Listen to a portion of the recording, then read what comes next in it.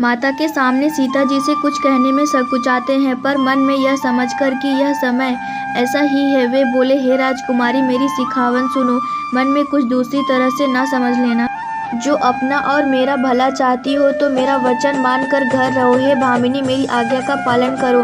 सास की सेवा बन पड़ेगी। घर रहने में सभी प्रकार से भलाई है। आदर पूर्वक सास ससुर के चरणों की पूजा सेवा करने से बढ़कर दूसरा कोई धर्म नहीं है। जब जब माता मुझे याद करेंगी और प्रेम से व्याकुल होने के कारण उनकी बुद्धि भोली हो जाएगी, वे अपने आप को भूल जाएंगी। हे सुंदरी, तब तब तुम कोमल वाणी से पुरानी कथाएं कह कहकर इन्हें समझाना।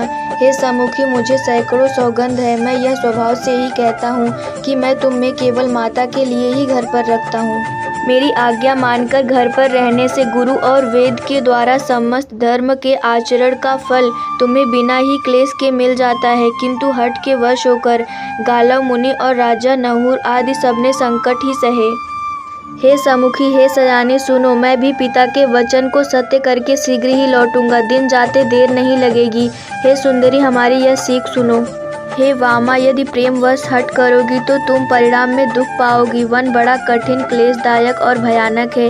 वहाँ की धूप, जाड़ा, वर्षा और हवा सभी बड़े भयानक हैं। रास्ते में कुछ कांटे और बहुत से कंकड़ हैं, उन पर बिना जूते के पैदल ही चलना होगा। तुम्हारे चरण कमल कोमल और सुंदर है और रास्ते में बड़े बड़े दुर्गम पर्वत हैं।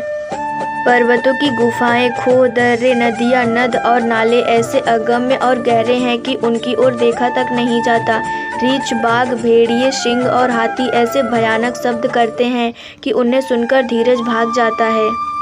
जमीन पर सोना, पेड़ों की छाल के वस्त्र पहनना और कंद मूल फल का भोजन करना, और क्या वे भी सदा सब मिल सकेंगे? सब कुछ अपने अपने समय के अनुकूल ही मिल सकेगा।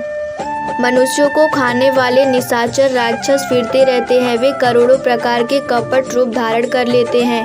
पहाड़ का पानी बहुत ही लगता है। वन की विपत्ति बखानी नहीं जा सकती। वन में भीषण सर्प, भयानक पक्षी और स्त्री पुरुष को चुराने वाले राक्षसों के झुंड रहते हैं।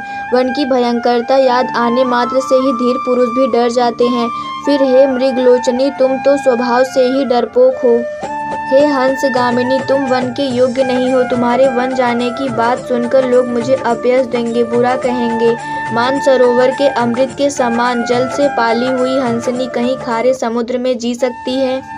नवीन आम के वन में विहार करने वाली कोयल क्या करील के जंगल में शोभा पाती है?